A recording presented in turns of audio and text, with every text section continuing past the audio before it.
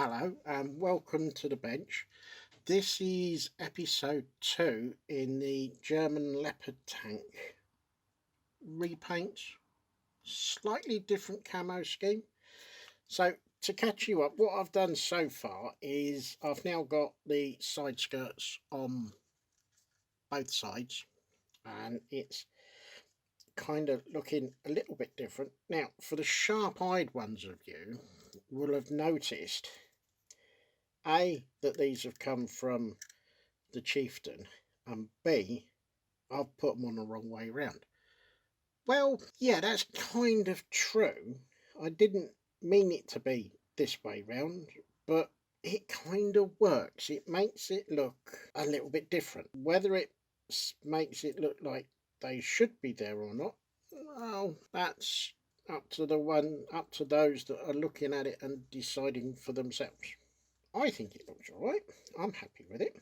So what's the next bit for this? The next bit now is to get an old sanding sponge and just go over this top surface and the front and just key it in a little bit, because I'm going to mist over some Vallejo primer, which will eventually become the base colour for the alternative Berlin Brigade camo scheme. I think is possibly what I'm going to call it, but that may change. But I still want some of the green to come through just to give it a little bit of pre-shading. I'm not going to mask the tool. I'm just going to spray over them and I'll repaint those in when I'm nearer the time. Now for the turret, I've got the starting framework of what will become baskets, but what I want to do is see if I can find some either 72nd or 76 scale photo etch mesh,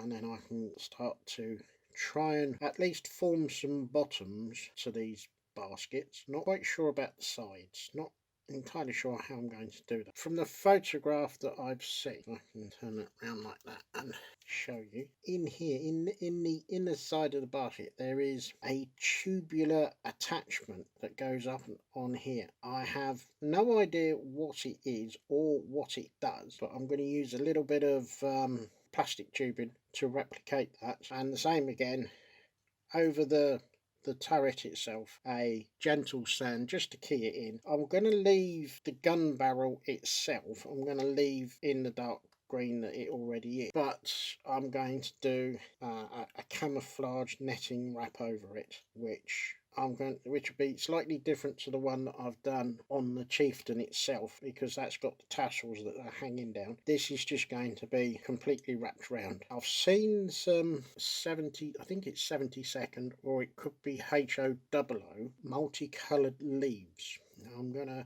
order those on eBay later tonight, so I will use those as well as the bandage that I will make the camouflage netting from. What I'll do is, when I'm doing all of that, I'll do a little video so you guys can see what I'm doing. So that is pretty much where we are for now. I'm either going to stop this video or I'm going to pause it, and then I'm going to go off and do some spraying. So and I think once you see one person use an airbrush, you've pretty much seen everyone use an airbrush. So I'm going to go off and do that. I think I will stop the video because I don't quite know how long I'm going to be. Pick this up in the next part. Have a cup of tea, have a Jaffa cake, and I'll see you soon. Hello. Now, we've done the primer coat on the tank body itself. It's not a very heavy coat. It's, as you can see, you can still see a little bit of the green undercoating of what was there before shining, well, not quite shining through, but it's definitely giving a slight tint of a colour change. Now, as always, when you do things differently, I found a rather large gaping hole along here, so I'll put some filler in. I've got to do a little bit of cleanup and then have a look and see if it's okay. If not, I might put another skim over the top and then leave it overnight to go off. But I've also seen some gaps down here and here, which I've used a little bit of Vallejo plastic putty and filled those in. So that is the bottom part of the tank so far, and it's starting to take shape. I've got a little bit of cleanup to do, which I'm going to do in a minute. I'm just going to get a scalpel out and just do a little bit of scraping, and we go from there. So, turret. Right, the turret, the barrel itself, the gun barrel, has been left as it is because that's going to get covered with some camouflage netting. Now, the rest of it, I had to go a little bit heavy on the sides to cover up the decal that was on, and at the moment I'm not, he says, I'm not getting any bleed through from where it was, so hopefully I've got that about right. Need to have a look at this section along here and have another look at it. That's the, for what it's worth, that's the extra part I've put in. What this does in real life, I'm not entirely sure. However, to go back to the gun barrel, I have now ordered some 72nd 00 N gauge spring and autumn leaf scatter. So we'll see how we get on with that, because I shall use that on this one and on the second chieftain tank turret that I'm working on. So that's pretty much it. So I'm going to do a little bit of work on these. I'm going to let the camera carry on running, probably use some of it just so you can see what I'm up to. And I'm trying to be very careful of the copper wire around here, because I know I'm going to touch it and I know it's going to get bent, but I'm going to do my best to be careful. Now, the other thing that I saw on the photograph that I'm working from, there are some grab handles along here in kind of a stagger, one there, and one about there. So I'm going to have a go at recreating those as well. So that's something else I'm going to do this time round, and then you can see what I'm up to, or kind of see what I'm up to. So right, onward and forwards. So all we're going to do is we're just going to put me different glasses on, because then I might stand a chance of seeing what I'm supposed to be seeing. There we go.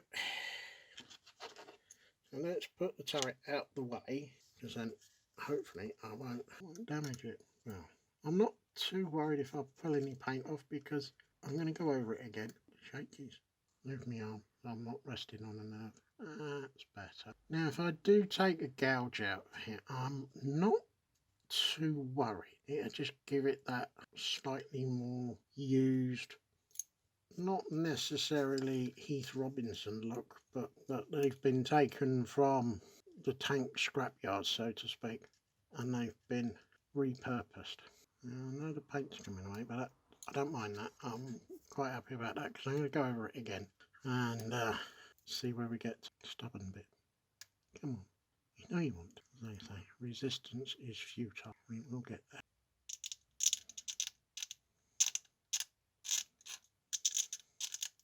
Now all I'm doing is just some very light pressure pushing on the blade, and let the blade do the work, not... Okay, well, I'm not quite sure what I'm going to do. Bit of a chisel, I think.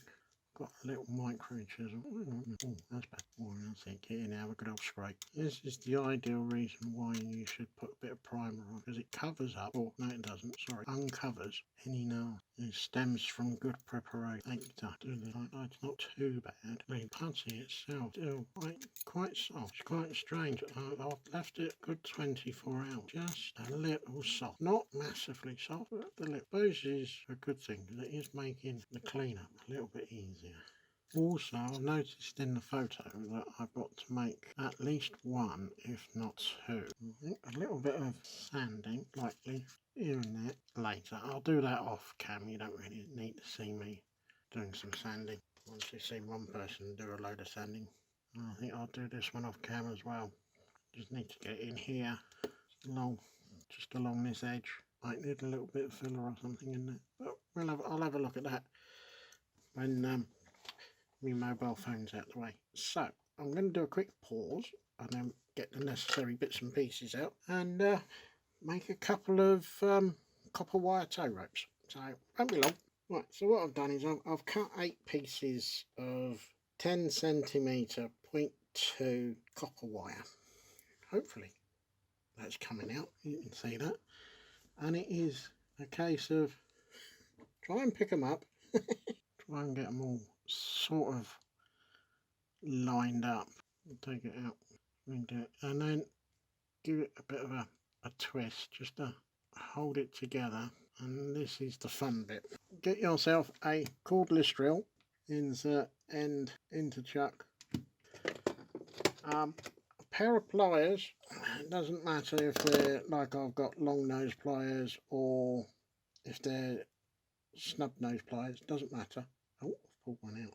That was good. Let's try and do this over the top of the mobile whilst recording. Let's have a reset and a refit. Right, come on now. Gently straighten them out, clamp the ends down, and this is the fun bit. Squeeze the trigger slowly and then just let it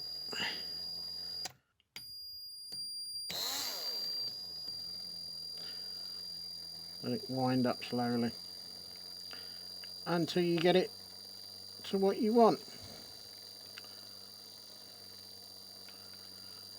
And I think that'll probably do.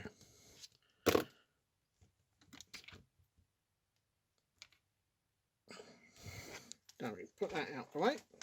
And there we have one copper towing cable. Now what I do, and what I will do on these as well as the ones for the chieftain, is and then just fold it round the nose to make a rough loop.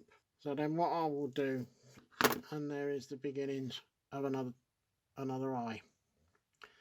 So I shall do the other one off camera, but as you can see, it does make a rather effective tow cable. Alright, it may very well be a little bit too long at the moment, but it can be cut down and it can be used. Not quite sure how I'm going to hold it onto the body of the tank at the moment, but that's how I make my tow cables. Quite easy, quite simple. If you're doing 35th scale, obviously use maybe 0.3 or maybe 0.4 copper wire because it needs to be a bit thicker. But for 72nd and 76, this is more than good enough.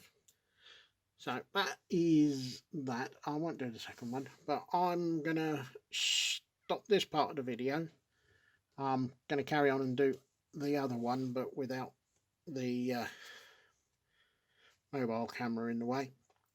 And I will pick this up probably Thursday now. So we'll have so hopefully by Thursday we will have this section sorted out. And we'll have a little bit of a sand down and a rub and reapply some primer and see what it looks like and where we go from there. So for now I'm going to close off after a little bit of rubbing down on the areas where I put some filler in so that it covered in these gaps a little bit better. I've given it a rub down and I've given another coat of primer. Being a little bit careful because primer is still quite fresh because I've only just finished doing it. That is the base of the Leopard, is now ready for me to start thinking about camouflage design and the colouring as to what I'm going to use. So that is that now ready for masking and first coats. Moving on to the turret, the area around here that I wasn't happy with, I've rubbed back and then reprimed. I've primed the gun barrel as well, so that's now ready for the first masking session. And I'm not entirely sure what colours I'm going to use, but I think I'm still going to go with the idea that this primer coat will also form up the first layer of what is going to be the finished thing. So it's starting to take shape. I've still got the grab rails to do on both sides, but I think I should do those after I've finished because I know what's going to happen. I'm going to keep picking it up and crushing the rails, so we'll leave them till the end. Now, the gun barrel is going to have a flat NATO green colour sprayed on, and that will leave it at that.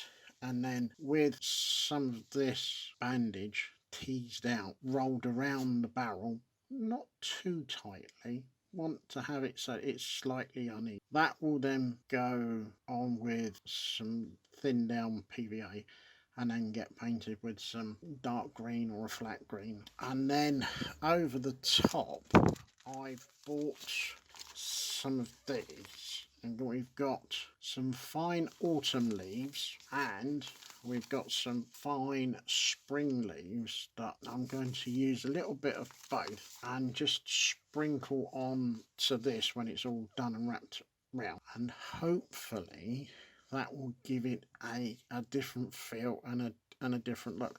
I don't know if the barrel of this particular Leopard was ever wrapped in camouflage netting, but in this what if it is. So that is where I am at this moment in time, and I'm going to bring this to a close. So thank you very much for watching. If you haven't done so, please subscribe. Don't forget to hit the notification bell so that you get notified every time I upload some content. Please stay safe, please stay well, and I will see you in the next one.